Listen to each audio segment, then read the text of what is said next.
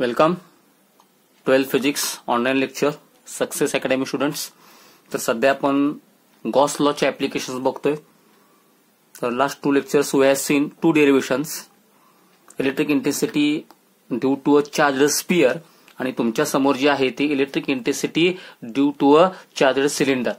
त्याच्यामध्ये आपण एक टेक्निक वापरतोय की एक मेन कंडक्टर असणार आणि एक इमॅजिनरी कंडक्टर असतो. जो मेन कंडक्टर असतोय त्याला आपण चार्जिंग करतोय आणि इमॅजिनरी कंडक्टर असतोय आपण काय म्हणतोय, गॉशियन सरफेस. स्पियरच्या बाबतीमध्ये कोएक्सियल स्पियरच्या बाबतीमध्ये कॉन्सेंट्रिक स्पियर होता आणि सिलेंडरच्या बाबतीमध्ये कोएक्सियल सिलेंडर होता. म्हणजे ह्या 2 सिलेंडरचा ऍक्सिस काय होता, सेम, एक रिअल मधला आणि एक इमॅजिनरी. बरोबर. आणि आता आपण जे लास्ट लेक्चरला डिराईव्ह केलंय electric intensity due to a charged cylinder. लक्षात आहे सगळ्यांना.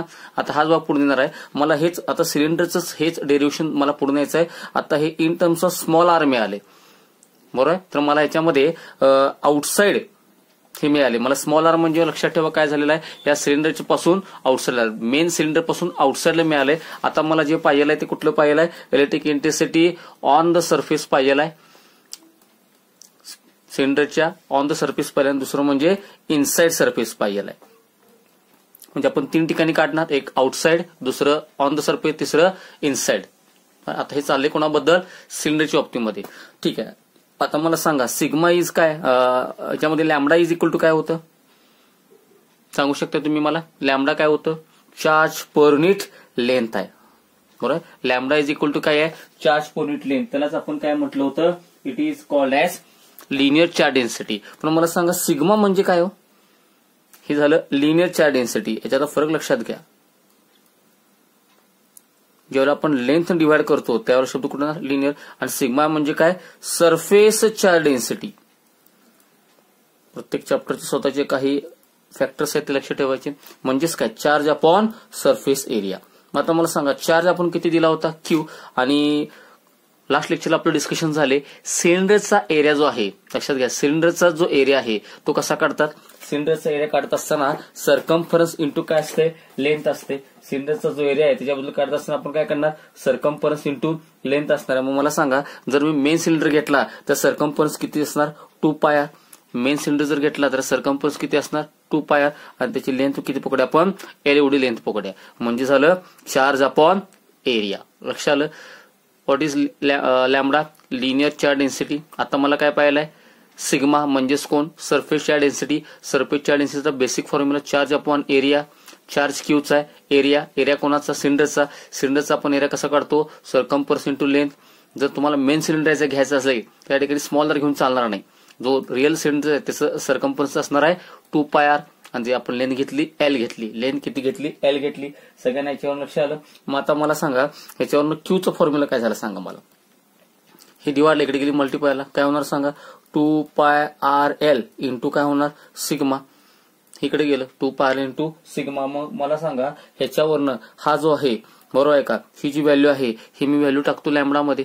मग आता मला सांगा लॅम्बडा इज इक्वल टू काय मिळेल, लॅम्बडा इज इक्वल टू काय, क्यू अपॉन एल. मग आता क्यू जो आहे तो मानतो मी 2πrl इंटू सिग्मा. बरं. आपण डिव्हाइडला काय सांगा, डिव्हाइडला काय एल आहे, डिव्हाइडला एल आहे. एल काय झालं, कॅन्सल. म्हणजे मी आता लॅम्बडा बद्दल काय लिहू शकतो, 2π सिग्मा आर, 2πr सिग्मा लिहू शकतो. लॅम्बडा बद्दल काय लिहू शकतो बघा, 2πr सिग्मा लिहू शकतो. म्हणजे आता मी लॅम्बडा बद्दल काय लिहू शकतो, 2πr सिग्मा लिहू शकतो. बरोबर. मग ही व्हॅल्यू मी आता इंटेन्सिटी मध्ये टाकतो, ह्याच्यामध्ये व्हॅल्यू टाकतो. सो इलेक्ट्रिक इंटेन्सिटीचा आपला बेसिक फॉर्म्युला काय आला होता, लॅम्बडा अपॉन, बघा इलेक्ट्रिक इंटेन्सिटीचा बेसिक फॉर्म्युला आला होता आपला lambda upon 2π small r epsilon 0. 2π small r epsilon 0. आता इथं लॅम्बडा बद्दल मी काय लिहू शकतो सांगा, लॅम्बडा बद्दल आत्ताच आपण व्हॅल्यू काढली 2πr सिग्मा. या ठिकाणी मी आता लॅम्बडा बद्दल लिहितो 2πr सिग्मा. डिवाइडला कोण आहे, 2π small r epsilon 0. 2π gets cancel. So is equal to r sigma upon r epsilon 0. वरती आर कॅपिटल आहे म्हणजे रिअल सिलेंडरचा आहे, मेन सिलेंडरचा आहे. स्मॉल आर म्हणजे काय, आउटसाइडचं डिस्टन्स आहे. This is electric intensity due to a charge cylinder. लक्षात घ्या. म्हणजे थोडक्यामध्ये इथं तुम्हाला चार्ज सिलेंडरची 2 इंटेन्सिटी मिळाले. एक म्हणजे लिनियर डेन्सिटी टर्म मध्ये it is in terms of linear density आणि it is in terms of surface charge density. लक्षात आलं. हे दोन्ही सुद्धा लक्षात ठेवा, दोन्ही सुद्धा इलेक्ट्रिक इंटेन्सिटीज आहेत, ड्यू टू चार्जड सिलेंडर्स आहेत. पण एक आहे in terms of linear charge density, म्हणजे न्यूमेरिकल मध्ये जर तुम्हाला लिनियर चार्ज डेन्सिटी दिली असेल तर हा फॉर्म्युला वापरायचा आणि जर सरफेस चार्ज डेन्सिटी असेल तर हा फॉर्म्युला वापरायचा.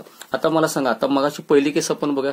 मला सांगा, जर तो पॉइंट जो आहे तो सरफेसवर असेल तर if the point P is on the surface of charged cylinder, जो चार्ज केलेला रिअल सिलेंडर आहे त्याच्या सरफेसवरती जर असला असतं तर काय होणार हो? बघा डायग्राम मध्ये.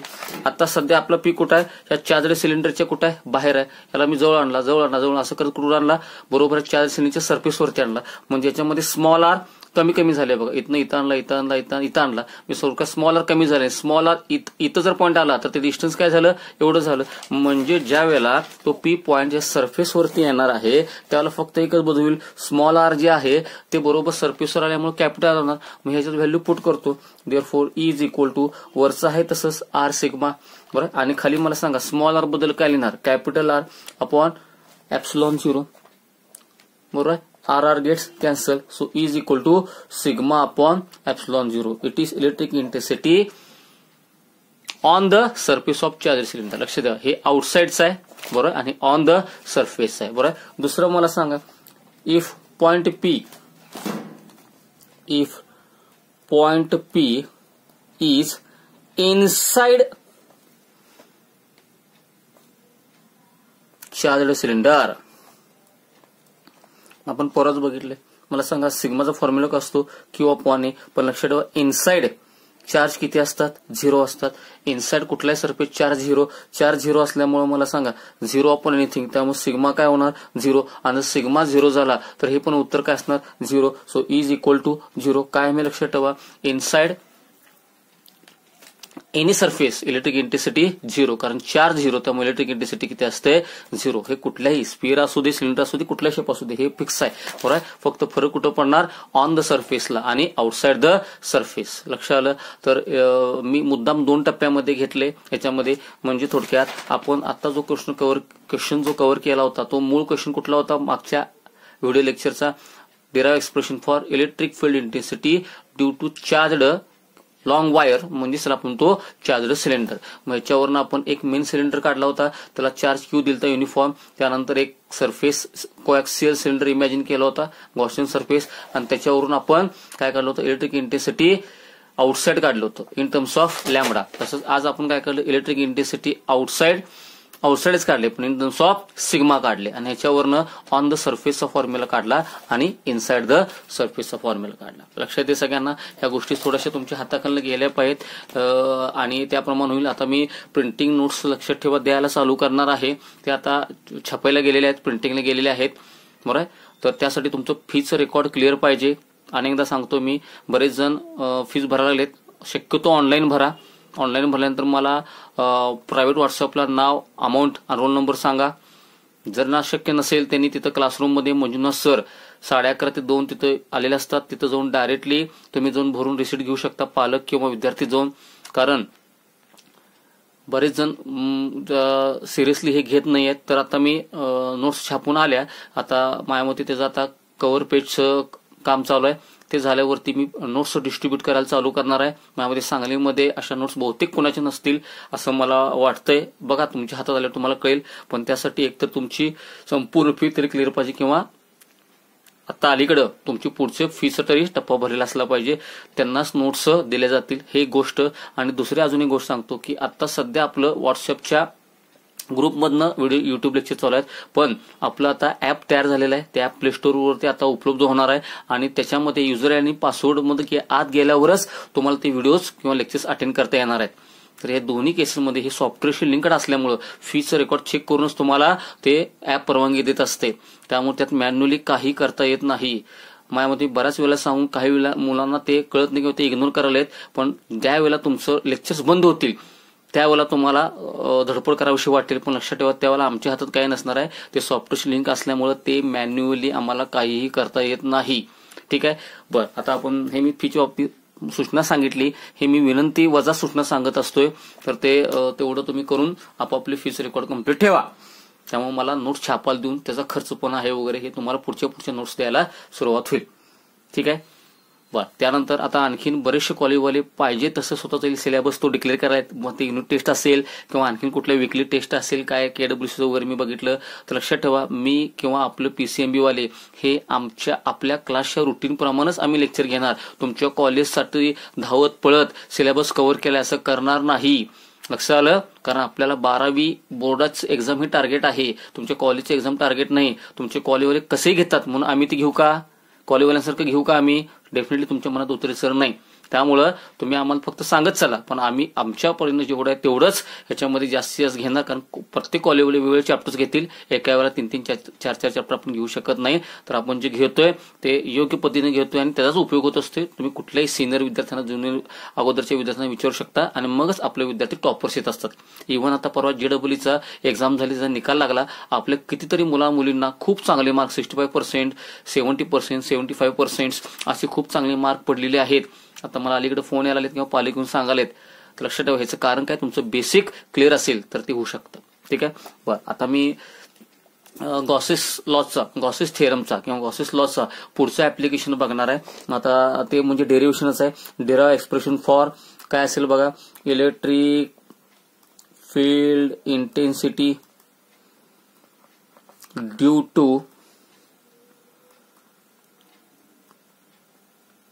टू काय म्हणणार आता शेप मध्ये फरक आहे. चार्जिंग ते केलं असलं पाहिजे, चार्जड इन्फायनाइट म्हणजे खूप लांब असलेलं, प्लेन आणि शीट शब्द लक्षात ठेवा. प्लेन शीट म्हणजे काय, ज्याची लांबी जास्त आहे आणि रुंदी खूप कमी आहे, जाडी कमी आहे. याला आपण आपलं पापुत्रा समजू शकतो. बरोबर आहे. तर एक लक्षात ठेवा, म्हणजे थोडक्यात पातळ पडदा असेल किंवा आता ते पडदा म्हणजे कापड झालं, तर पातळ पत्रा असेल समजा, बरोबर आहे, तर ते प्लेन शीट झाली. बरोबर आहे. त्याची लांबी आडवी खूप जास्त असेल तर आपण जर चार्जिंग केलं, कारण पत्रा म्हणजे मेटल झालं, तर लक्षात ठेवा त्याच्या सराउंडिंगला इलेक्ट्रिक इंटेन्सिटी असणार आहे. जसं आपण आउटसाइड स्पिअर किंवा आपण जसं ड्यू टू चार्ज सिलेंडर काढलं तसं आपण ह्याचं काढू शकतो.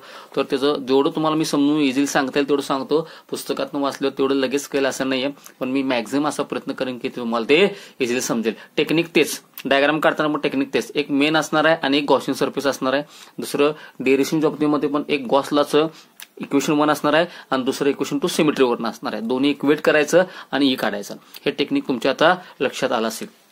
ठीक आहे. आता मी ते तुम्हाला लॉंग प्लेन शीट दाखवतो बघा. असं एक आडवा पाहतो प्लेन शीट दाखवलं, म्हणजे समजा मेटलचं असं शीट आहे, समजा जसं सनमायका असतो त्याप्रमाणे पण मेटलची शीट आहे.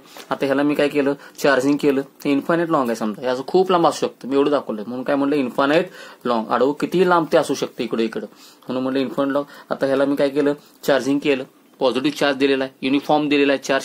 चला, चार्ज नेहमी कुठं असतो, सरफेसवरती. मग मला सांगा याच्या सराउंडिंगला काय असणार, चार्ज आम्ही इलेक्ट्रिक फील्ड असणार. इलेक्ट्रिक फील्ड म्हणजे इलेक्ट्रिक इंटेन्सिटी असणार आहे. तर इथं इलेक्ट्रिक इंटेन्सिटी किती असेल तोच फॉर्म्युला मला डिराईव्ह करायचा. मग हा काय झाला, चार्जड इन्फायनाइट प्लेन शीट. चला, आता मी ह्याच्यासाठी काय करतो बघा, मला इथं समजा एक त्या शीट पासून R एवढ्या अंतरावरती एक मी पॉईंट पकडला, ह्या शीट पासून लांब आउटसाइडला R एवढ्या अंतरावरती एक पॉईंट घेतला P, बरोबर, आणि P च्या भोवती मी किती स्मॉल एरिया पकडला, DS एवढा स्मॉल एरिया पकडला. बरोबर, तेवढंच अंतर मी पलीकडे पण जातो. बरोबर, तेवढंच अंतर मी पलीकडे पण जातो, म्हणजे इथून पुन्हा R एवढं अंतर जातो बघा.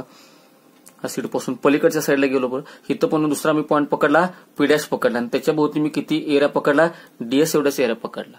बरोबर, आणि मी ह्याच्यामध्ये एक सिलेंडर इमॅजिन केला बघा. काय इमॅजिन केला, या ठिकाणी सिलेंडर इमॅजिन केला, या ठिकाणी सिलेंडर इमॅजिन केलाय. पण तो लक्षात ठेवा, सिलेंडर जो आहे तो आरपार गेलाय बघा. तो सिलेंडर काय गेलाय, आरपार गेलाय. म्हणजे आपला जो चार्जड प्लेन शीट आहे त्याच्यामधून हा सिलेंडर जो आहे आपला, जो आपण इमॅजिन करालोय, हा कसा गेलाय बघा, हा आरपार गेलेला आहे ह्याच्या. बरोबर, मग लक्षात ठेवा त्याच्या इथून R एवढ्या अंतरावरती P पॉईंट आहे, इकडं R एवढ्या अंतरावरती P' पॉईंट आहे. त्यामुळे टोटल डिस्टन्स किती असणार आहे, 2R असणार आहे. आणि त्या सिलेंडरचा क्रॉस सेक्शन एरिया किती आहे, DS. बघा इकडे पण DS आहे, इकडे पण DS आहे. लक्षात आलं. तर ही त्याची मेन डायग्राम. मग आपलं मेन कोण होता, हा होता प्लेन शीट. आणि हा काय, गॉशियन सरफेस आहे. हा कुठला आहे, आपण इमॅजिन करणार आहे, हा सिलेंडरच्या स्वरूपातच आहे, गॉशियन सरफेस आहे. चल मग आता आपला जो मेन डेरिव्हेशन जर आपण लिहायला चालू केलं तर डिस्क्रिप्शन काय असणार, consider infinite long plane sheet. माझ्या पॉइंटरकडे लक्ष द्या, पेन्सिलकडे लक्ष द्या. Consider infinite long plane sheet, बरोबर आहे. ही इन्फायनाइट लॉंग प्लेन शीट आहे, हॅव्हिंग युनिफॉर्मली चार्जड. त्याची चार्जची डेन्सिटी केली, सरफेस चार्ज डेन्सिटी किती असणार आहे, सिग्मा असणार आहे.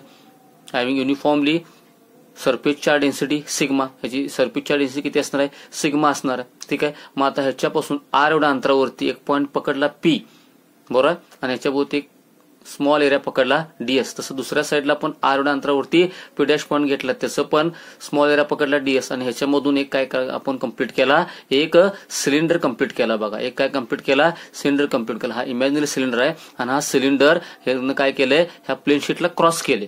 बरं, फक्त लक्षात ठेवा प्लेन शीटला हा कसा आहे, परपेंडिक्युलर आहे. ही जर आपली प्लेन शीट असेल तर लक्षात ठेवा हा जो सिलेंडर आहे, बरोबर आहे का, सिलेंडर बरोबर त्याला कसा आहे, परपेंडिक्युलर. म्हणजे हे जर असं असेल तर हे असं आहे, तर हा बरोबर त्याला कसा आहे, इट इज अ परपेंडिक्युलर. त्याच्या प्रतलाला कसा आहे, परपेंडिक्युलर आहे. इकडं पी आहे, इकडं पी डॅश आहे, बरोबर आहे. आणि ह्याच्यामध्ये आपण काय कम्प्लीट केला, एक सिलेंडर कम्प्लीट केला. हे असं लक्षात येऊ शकतं.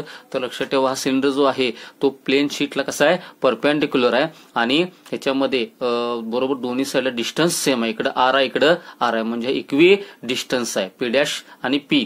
ह्याच्यापासून पी आणि ह्याच्यापासून पी डॅश. म्हणजे थोडक्यामध्ये मी जर असं पकडलं तर इथून इथं पी आर वर आहे, इथून पी पी डॅश आर वर आहे, म्हणजे इक्वल म्हणजे हा बरोबर त्याच्या मिडल मधनं आत घुसलेला आहे, बरोबर आहे. परपेंडिक्युलर मिडल मधनं आत घुसलेला आहे. आणि याचा एरिया ऑफ क्रॉस सेक्शन किती आहे, डीएस एवढा आहे. एरिया ऑफ क्रॉस सेक्शन किती आहे, डीएस एवढा आहे. सगळ्यांना लक्षात मी काय म्हटलं ते. तर आता मला सांगा की ह्याच्यामध्ये इलेक्ट्रिक इंटेन्सिटी परपेंडिक्युलर बाहेर पडणार, इलेक्ट्रिक इंटेन्सिटी परपेंडिक्युलर बाहेर पडणार. म्हणजे इथं काय असणार, ई बार असणार आहे, इथं पण काय असणार आहे, ई बार असणार. हा डीएस बार झाला, हा डीएस बार झाला. म्हणजे ई बार आणि डीएस बार दोन्ही एकाच लाईनवर आहेत. हा झाला लक्षात प्लेन एंड झाला सिलेंडरचा. काय झाला, प्लेन एंड. इथून इंटेन्सिटी बाहेर पडणार, इथून इंटेन्सिटी बाहेर पडणार. पण लक्षात ठेवा कर्व सरफेस जो आहे तो हा कर्व भाग जो आहे इथून मात्र इंटेन्सिटी बाहेर पडणार नाही, कारण त्याला इंटेन्सिटी कशी आहे, पॅरलल आहे, बरोबर. इंटेन्सिटी आता मला सांगा डीएस ला मात्र कशी आहे, बघा हा डीएस असेल तर डीएस ला ए बार कसा आहे, परपेंडिक्युलर बाहेर पडालाय. पण हा कर्व सरफेस पकडला मी तर ह्याला मात्र कसं बाहेर पडाले, पॅरलल. तर पॅरलच्या केसमध्ये इंटेन्सिटी 0. म्हणजे थोडक्यात इंटेन्सिटी इथं फक्त ह्याच्यामुळे आणि ह्याच्यामुळे, म्हणजे दोन एरियाच्यामुळे. त्यामुळे टोटल इंटेन्सिटी जी आहे, टोटल फ्लक्स जे आहे ते कोणाला असणार आहे, एक असणार आहे ई बार डॉट डीएस बार. आणि हे कोणामुळे आहे, पी मुळे आहे. बघा ए बार डॉट डीएस बार कोणामुळे, पी मुळे. तसं इकडं पण असणार आहे, ह्याच्यामुळे पण आहे. त्यामुळे इकडे काय असणार आहे, प्लस इंटिग्रेशन ए बार डॉट डीएस बार असणार आहे. पण ते कोणामुळे असणार आहे, पी डॅश मुळे. आता मला सांगा ए बार डॉट डीएस म्हणजे काय, ईडीएस असणार आहे, बरोबर आहे. इथं असणार आहे इंटिग्रेशन. आणि दोघात अँगल किती आहे बघा, इथं ई आणि डीएस एका लाईनवर आहे, त्यामुळे कॉस 0 1, त्यामुळे इथं लिहायची गरज नाही. तसंच इकडे पण आपण येऊया, आता पी डॅश लिहूया. ह्या ठिकाणी ई आणि डीएस एकाच लाईनवर आहेत, त्यामुळे इथं पण इंटिग्रेशनला ई डीएस, बरोबर आहे. ईडीएस कोणामुळे, पी डॅश मुळे. पण इथं पण कॉस थिटा, इथं पण दोन्ही कसे आहेत बघा, डीएस बार आणि ई बार एकाच लाईनवर आहेत, त्यामुळे कॉस 0 काय असते 1, त्यामुळे दोन्ही ठिकाणी लिहायची गरज नाही. हे पी मुळे झालं आणि हे पी डॅश मुळे. आता ई मी बाहेर काढतो, कॉन्स्टंट आहे कारण चार्ज कॉन्स्टंट आहे, युनिफॉर्म आहे, त्यामुळे ई पण युनिफॉर्म असणार आहे. त्यामुळे आतमध्ये काय असणार आहे, एरिया डीएस असणार आहे. प्लस इथं हा कोणामुळे, पीचा. तसं मला सांगा इथं पण ई बाहेर येणार आणि आतमध्ये कोण असणार, डीएस. एरिया कोणाचा, पी डॅशचा. आता मला सांगा हा एरिया आणि हा एरिया हे दोन्ही एरिया काय आहेत, सेम आहेत. बघा हा पण डीएस आहे, हा पण डीएस. त्यामुळे दोघांचे एरिया काय आहे, टोटल एरिया सेम. त्यामुळे आपण ए म्हणूया, हा एरियाला आपण ए म्हणूया. सो ई ए झालं, प्लस इथं ई. आता पी डॅशचा पण आणि ह्याचा दोघांचा पण एरिया कसा आहे, सेम आहे. त्यामुळे हा जर ए असेल तर हा पण काय होणार, ए होणार. त्यामुळे फाय इज इक्वल टू काय झालं बघा, E A plus E A. म्हणजे काय झालं, 2EA झालं. A plus EA is equal to काय झालं, 2EA. Equation number 1. म्हणजे आपण इथं टोटल इलेक्ट्रिक फ्लक्स काढले बाय जॉमेट्री. तसं आता बाय गॉस लॉ बघूया आपण. बाय गॉस लॉ का सांगतो, फाय इज इक्वल टू सांगा क्यू अपॉन एप्सिलॉन 0 असणार आहे, इक्वेशन नंबर 2. मला सांगा हे फ्लक्स बाय जॉमेट्री, हे फ्लक्स बाय गॉस दोन्ही कोणासाठी आहेत, एकाच कंडक्टरसाठी आहेत. त्यामुळे दोघांचे एलएचएस सेम. आपल्या नेहमीच्या टेक्निक प्रमाणे ह्या ठिकाणी मी दोघांचं आरएचएस काय करतो, इक्वेट करतो. म्हणून वाक्य काय असणार आहे लक्षात ठेवा, comparing equation 1 and 2. Comparing equation 1 and 2. मग आता दोन्हीच कम्पेअर करतो. ह्याचं LHS सेम आहे तर मग आरचे इक्वेट करायचं काय 2EA इज इक्वल टू. तसंच आता ह्याच्याबद्दल बघा Q upon epsilon 0 Gauss law आहे बरं. Q अपॉन एप्सिलॉन 0 दोन्ही इक्वेट केलं. आपलं टार्गेट काय आहे E आहे. आपलं टार्गेट काय E आहे. मग आता मला सांगा या ठिकाणी E इज इक्वल टू काय होणार सांगा Q अपॉन काय होणार फॉर्म्युला बरोबर 2A काय जाणार डिवाइडला. सो Q अपॉन 2A बरोबर आपल्याला ई टार्गेट आहे आपल्या इंटेन्सिटी त्यामुळे 2A मल्टिप्लाय केलं की डिवाइडला त्यामुळे Q अपॉन 2A काय होणार सिग्मा 0 बरोबर. मला सांगा सिग्मा इज इक्वल टू काय असतं सरफेस चार्ज डेन्सिटी म्हणजे चार्ज अपॉन काय असतं एरिया असतं. मग ह्याच्यावरनं मला सांगा क्यूचा फॉर्म्युला काय झाला. ह्याच्यावरनं क्यूचा फॉर्म्युला झाला सिग्मा ए. बघा क्यूचा फॉर्म्युला काय झाला सिग्मा ए. हा क्यू व्हॅल्यू मी इथं टाकतो ही क्यूची व्हॅल्यू इथं टाकतो. देअरफॉर इज इक्वल टू काय होणार बघा ही क्यूची व्हॅल्यू इथं टाकतो सिग्मा ए अपॉन डिनॉमिनेटर झालं न्यूमरेटरला काय आलं आता क्यू इज इक्वल टू काय सिग्मा ए झालं बरोबर. आणि खाली डिनॉमिनेटरला काय 2A एप्सिलॉन 0 बरोबर. एला एरियाला काय झालं कॅन्सल झालं. So is equal to sigma upon 2 epsilon 0 sigma upon 2 epsilon 0. This is electric intensity due to infinite long charged plane sheet. Infinite long plane sheet. सगळ्यांना लक्षात आलं. अनेकदा मी रिवाइज करतो बघा. आपला क्वेश्चन काय असणार आहे derive expression for electric field intensity म्हणजे कॅपिटल ई काढायचं डोक्यात बसलं ड्यू टू चार्जिंग असणारच. पण शेप कसा आहे तर शेप नेहमी क्वेश्चन परीक्षेत बघायचा. स्पेअर आहे चार्जड स्पेअर आहे चार्जड सिलेंडर आहे का चार्जड इन्फानाइट प्लेन शीट आहे. तर ह्या केसमध्ये कुठलं आहे चार्जड इन्फानाइट प्लेन शीट. या ठिकाणी मी इन्फानाइट प्लेन शीट दाखवले बघा ही अशी आडवी दाखवली बरोबर. आणि ह्याला चार्जिंग केलं युनिफॉर्म त्यामुळे सिग्मा कसा असणार आहे युनिफॉर्म असणार आहे बरोबर. मग आता ह्याच्यामध्ये मी आर एवढ्या डिस्टन्स वरती मला काय काढायचं आहे इंटेन्सिटी काढायची आहे. मग इथनं आर एवढ्या डिस्टन्स वरती एक पी पॉईंट घेतला. तसं इकडे पण बरोबर आर एवढ्या डिस्टन्स वरती पी पॉईंट घेतला पी डॅश पॉईंट घेतला. इथं पी घेतला आणि इकडं पी डॅश घेतला. इथं याचा मी सराउंडिंगला एरिया घेतला डीएस. इथं पण एरिया घेतला डीएस आणि याचा एक सिलेंडर कम्प्लीट केला. हा सिलेंडर कसा झालाय याच्यातनं पास झालाय बघा. आणि हा बरोबर आहे ही जी प्लेन शीट आहे सिलेंडरच्या बरोबर सेंटर मधून गेली कारण इकडे आर आहे इकडे आर ह्या बरोबर आहे सिलेंडरच्या मिडल मध्ये हा प्लेन शीट आहे बरोबर आहे. आणि हा याच्या सरफेसला कसा आहे ह्याच्या प्लेनला कसा आहे परपेंडिक्युलर आहे. लक्षात आलं. मग आता लक्षात ठेवा इथनं इंटेन्सिटी बाहेर पडणार ई बार इथून इंटेन्सिटी बाहेर पडणार ई बार म्हणजे डीएस बार ई बार बरोबर आहे. म्हणजे थोडक्यामध्ये इथून इंटेन्सिटी असणार आहे इथून इंटेन्सिटी असणार आहे. पण हा जो कर्ड सरफेस आहे या ठिकाणी मात्र इंटेन्सिटी नसणार कारण ह्याला हे लाईन्स कशा आहेत पॅरल. ह्या कर्ड सरफेसला ई बारच्या लाईन्स कशा आहेत पॅरल आहेत. डीएस बारला मात्र कसं आहे बघा डीएस बारला मात्र कसं आहे परपेंडिक्युलर त्यामुळे इथं इंटेन्सिटी असणार इथं असणार. पण ह्या कर्ड सरफेस वरती मात्र इंटेन्सिटी नसणार कारण ई बार त्याला टँजेन्शियल आहे किंवा पॅरल आहे आणि पॅरल असेल तर इंटेन्सिटी 0 असते. म्हणजे थोडक्यामध्ये टोटल फ्लक्सचं काम कोणामुळे उरलं तर एक पीचं ई बार डॉट डीएस बार आणि दुसरं पीडॅसचं ई बार डॉट डीएस बार. त्यामुळे पीचं ई बार डॉट डीएस बार आणि पीडॅसचं ई बार डॉट डीएस बार बरोबर आहे. मग याचा फॉर्म्युला डॉट आहे कॉस 0 1 इथं पण डॉट आहे कॉस 0 1 हे पी मुळे हे पीडॅस मुळे ई कॉन्स्टंट आहे युनिफॉर्म आहे बाहेर काढलं ई कॉन्स्टंट युनिफॉर्म बाहेर काढलं. एरिया डीएस त्याला ए म्हणूया एरिया डीएस त्याला आपण ए म्हणूया त्यामुळे इथं पण झालं ई ए इथं पण झालं ई ए. त्यामुळे phi is equal to E A plus E A 2EA झालं. Phi is equal total flux काय झालं 2EA हे झालं electric flux total electric flux due to geometry झालं. पण गॉस लॉ काय सांगतो फाय आपल्याला पाठवाय Q अपॉन एप्सिलॉन 0 बरोबर. म्हणजे थोडक्यात LHS सेम मी RHS इक्वेट करतो कम्पेअरिंग इक्वेशन 1 and 2 दोघांचं RHS इक्वेट केलं. एकाचं आलं 2EA दुसऱ्याचं गॉस लॉचं Q अपॉन एप्सिलॉन 0 याच्यावरून ईचा फॉर्म्युला काय झाला Q अपॉन 2A मल्टिप्लाय इकडे गेले की डिवाइडला. पण आपण सरफेसच्या डेन्सिटी म्हणजे काय असतं Q अपॉन ए असतं. याच्यावरून क्यूचा फॉर्म्युला काय सिग्मा ए म्हणजे आता क्यू बद्दल मी टाकणार सिग्मा ए खाली 2A एप्सिलॉन 0 केलं काय झालं cancel. So is equal to sigma upon 2 epsilon 0. This is electric field intensity due to infinite long plane sheet. ह्याला आउटसाइडचाच फक्त फॉर्म्युला किंवा इनसाइडचा कुठे गेल तरी हाच फॉर्म्युला असणार. त्यामुळे ह्याला इनसाइड सरफेस किंवा आउटसाइड सरफेस असं क्वेश्चन पडत नाही. हा फक्त काय पडतो इन्फानाइट प्लेन शीटचा. So this is electric intensity due to infinite long plane sheet.